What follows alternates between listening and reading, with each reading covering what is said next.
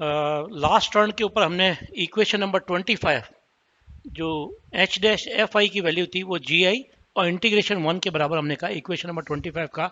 और यहाँ जो वन इक्वेशन नंबर थी वो हमारे पास जो इक्वेशन थी वो ये 26 नंबर इक्वेशन यहाँ पे बनी थी और जो बराबर थी वेव इंटीग्रेशन है और wave function Z plus minus one है और एक चार्ज चेंजिंग ऑपरेटर है और फिर इनिशियल स्टेट है और फिर डी टॉ की वैल्यू है।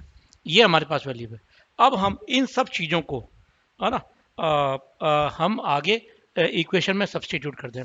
पर उससे पहले हम एक छोटी सी बात देखते हैं कि ये जो ये जो अपने पास क्यू एन है ये या तो बता रहा है चार्ज बढ़ रहा है या चार्ज घट रहा है और कुछ भी नहीं बता रहा। इसका मतलब है अगर इसको मैं पेरिटी ऑपरेटर इसके ऊपर अप्लाई करूं तो ये पेरिटी में इसमें कोई चेंज नहीं आएगा क्योंकि ये इसमें रिफ्लेक्शन के अंदर इसमें कोई चेंज नहीं आएगा। तो इसका मतलब है कि मेरे पास इनिशियल स्टेट और फाइनल स्टेट दोनों की पेरिटी क्या होनी चाहिए, सेम होनी चाहिए। ये बहुत बहुत बहुत इंपॉर्टेंट पॉइंट है। जब हम अलाउड स्पेक्ट्रा की बात करेंगे तो पेरिटी के लिए जो उसका जो अपने पास कहें कि रूल बनेगा वो बनेगा नो। क्यों बनेगा नो? क्योंकि यहाँ पे पेरिटी ऑफ इनिशियल स्टेट और फाइनल स्टेट सेम होनी चाहिए क्योंकि यहाँ पे कोई भी रिफ्लेक्शन में चेंज होने वाला ऑपरेटर इस क्यू में नहीं है। तो ये बहुत बहुत इंपॉर्टेंट चीज़ है, तो हमें बहुत अच्छी तरीके से आना चाहिए ये सब छोटी छोटी बातें और ये बहुत काम की होती है। ठीक है ना। इसी तरीके से अगर किसी कारण से शाई जेड और शाई जेड प्लस वन एक दूसरे को ओवरलैप करें बाय द वे, ठीक है ना, ओवरलैप करेंगे तो इसकी वैल्यू क्या हो जाएगी, मैक्सिमम हो जाएगी और उस केस में इंटीग्रेशन वन की वैल्यू हाईएस्ट होगी और जो हाईएस्ट वैल्यू हम जानते हैं कि वन के बराबर होती है। ठीक है ना। ये पर्टिकुलर केस के लिए बता रहा हूँ, हमेशा नहीं होगा। ये कब होगा? जब वेव फंक्शन फाइनल और इनिशियल वेव फंक्शन क्या हो जाए, ओवरलैप कर जाए। ओवरलैप करेंगे तब हमारे पास ये केस बनेगा कि इस समय इंटीग्रेशन वन की वैल्यू मैक्सिमम वन हो जाएगी और उस केस में एच डैश एफ आई की वैल्यू क्या हो जाएगी, यूनिटी को अप्रोच करेगी। ठीक है ना।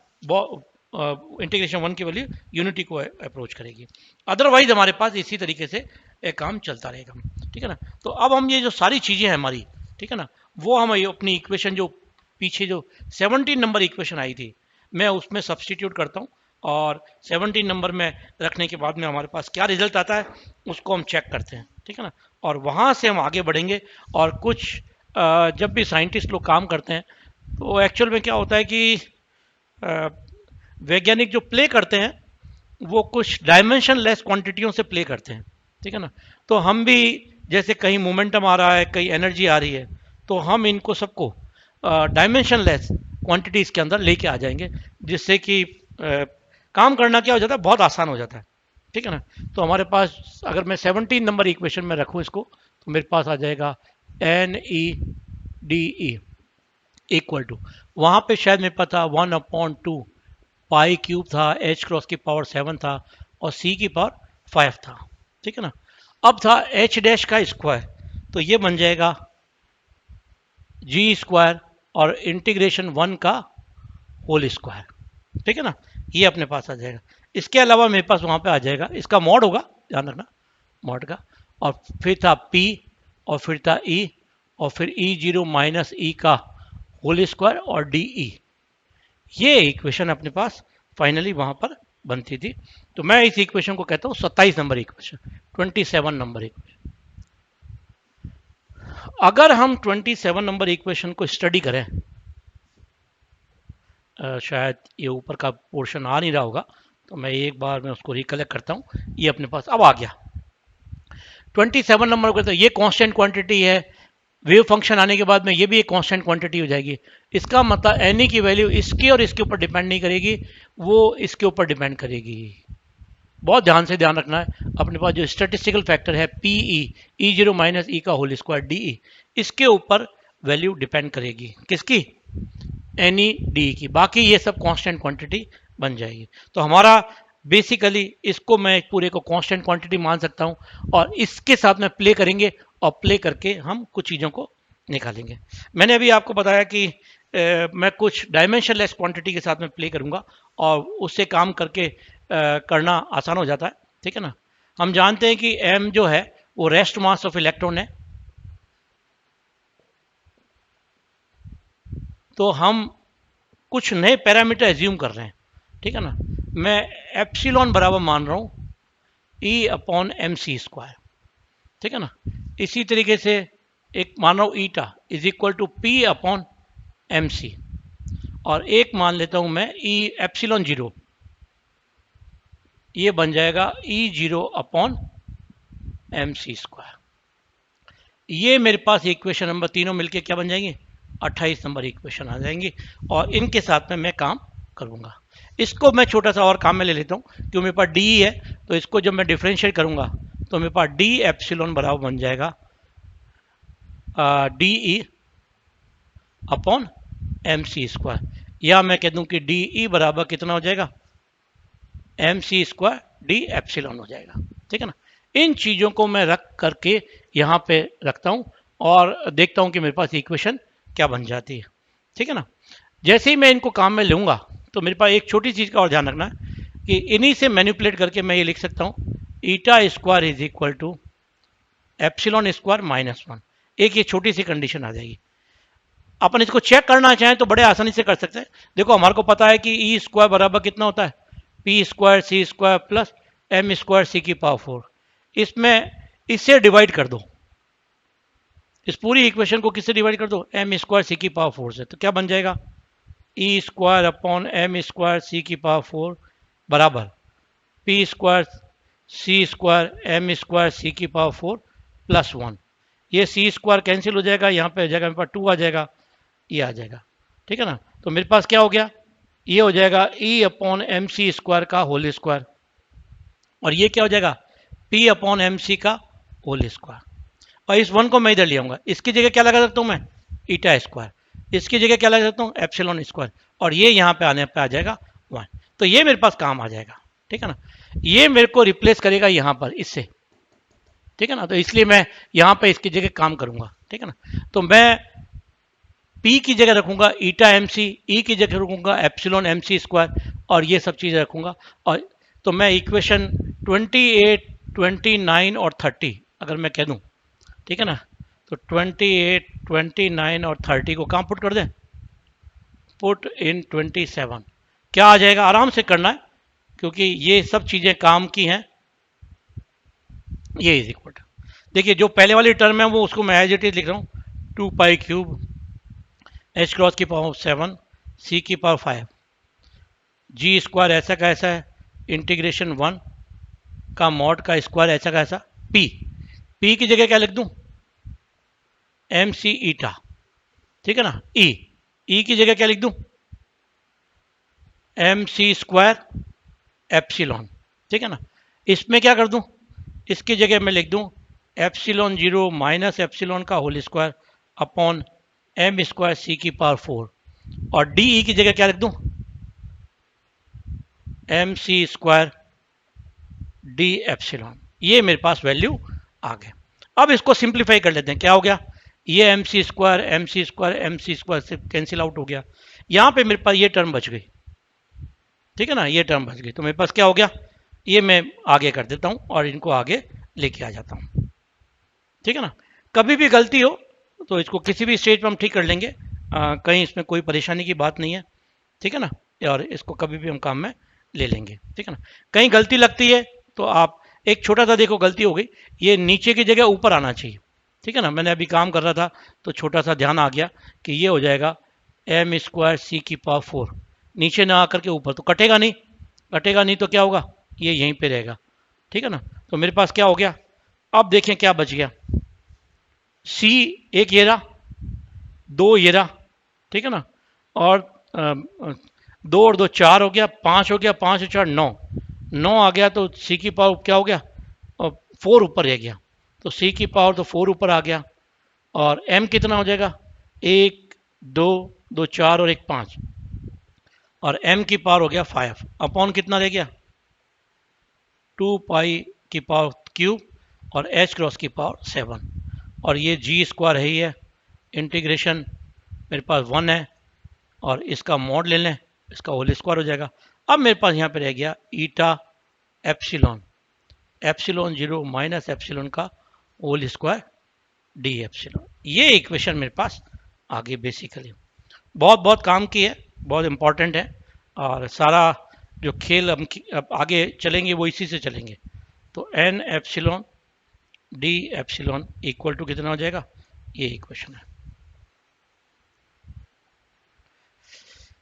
ठीक है ना। इस इक्वेशन से हम आगे चलते हैं और इसको थोड़ा सा हम कुछ एक फॉर्मूलेट के रूप में लिख देंगे और फिर हम थोड़ा सा काम आगे चलेंगे।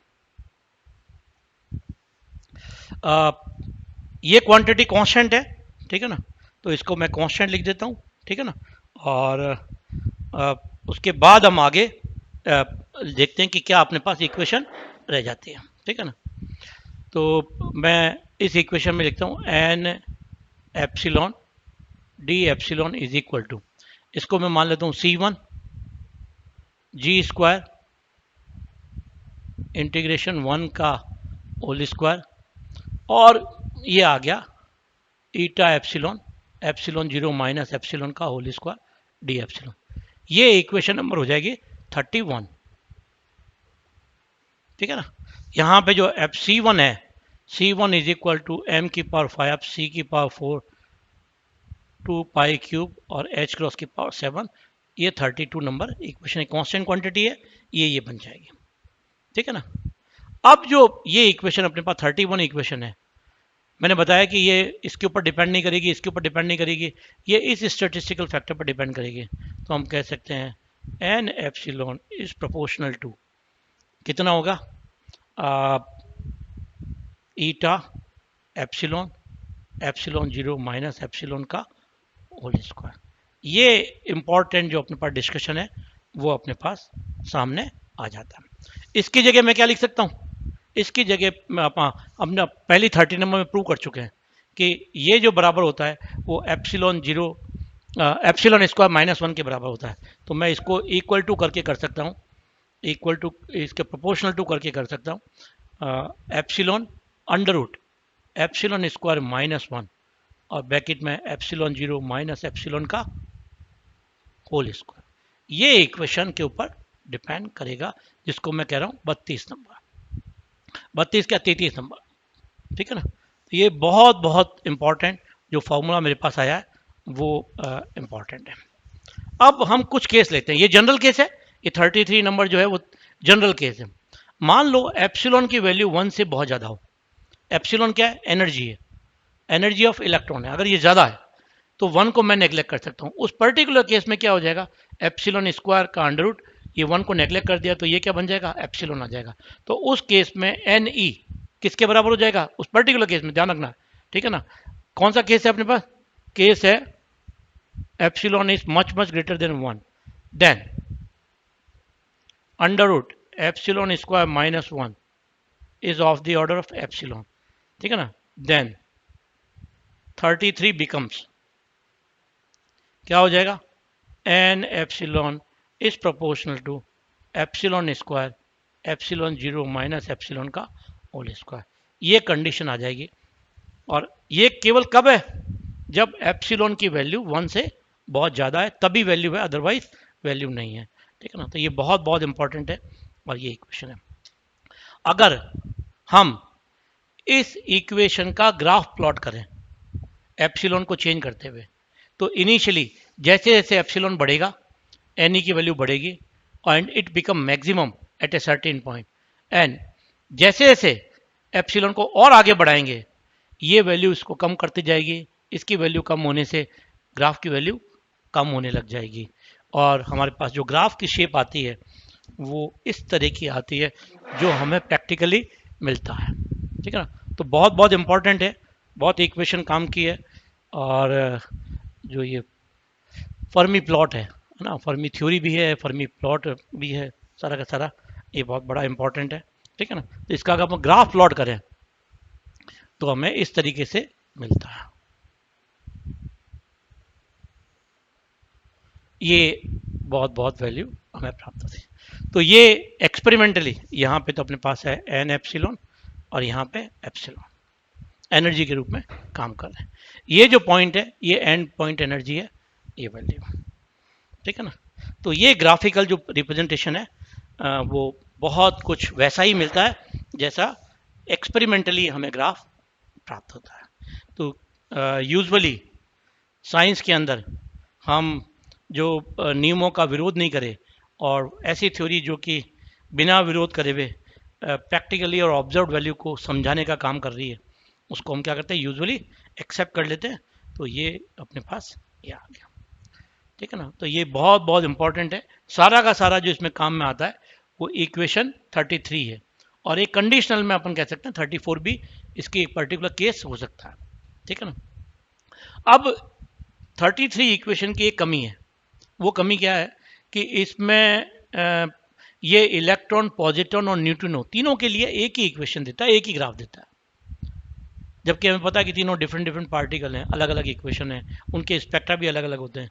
तो हमें उनके लिए करने के लिए क्या करना पड़ेगा, इसमें कुछ एक ऑपरेटर को नए को इंट्रोड्यूस कराना पड़ेगा, ठीक है ना। ये अपडेट कराना पड़ेगा। तो हम एक नया ऑपरेटर जिसको कूलाम करेक्शन टर्म कहते हैं, ठीक है ना, वो इंट्रोड्यूस करते हैं, और वो इंट्रोड्यूस करके इसको तीनों के लिए हम अलग अलग लेकर के आते हैं, ठीक है ना। अब वो कूलाम इंटरेक्शन टर्म क्या है वो जस्ट मैं आपको बोर्ड पे लिखता हूँ, और फिर उससे हम क्या करेंगे, आगे काम करेंगे, ठीक है ना। मैं आगे बढ़ूँ उससे पहले एक बार अब इस लेक्चर को यहीं रोकते हैं, और फिर मैं कूलाम इंटरेक्शन टर्म से इसका नेक्स्ट लेक्चर लूँगा, और उसमें आगे आपको एक बहुत ही इंपॉर्टेंट जो इसका रिजल्ट आता है एंड पॉइंट निकालने के लिए, जिसको हम क्यूरी प्लॉट कहते हैं, वो हम सारा का सारा काम करेंगे। Thank you very much.